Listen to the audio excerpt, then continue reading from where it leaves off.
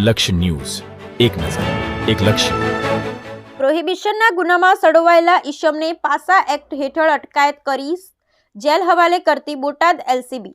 શ્રી ગૌતમ પરમાર સાહેબ પોલીસ મહાનિરીક્ષક ભાવનગર વિભાગ ભાવનગર દ્વારા પ્રોહિબિશનના ગુનાઓમાં સડોવાયેલ ઈસમો વિરુદ્ધ કડક કાર્યવાહી કરવા સૂચના કરેલ છે. જે અનુસંધાને બોટાદ જિલ્લા પોલીસ અધિક્ષક શ્રી કે.એફ. બલોડિયા સાહેબનાઓ દ્વારા જિલ્લામાં કાયદો અને વ્યવસ્થા જળવાઈ રહે તેના ભાગ સ્વરૂપે પ્રોહિબિશનના ગુનામાં સડોવાયેલ ઈસમો વિરુદ્ધ પાસાની કડક કાર્યવાહી કરવા સૂચના કરવામાં આવેલ.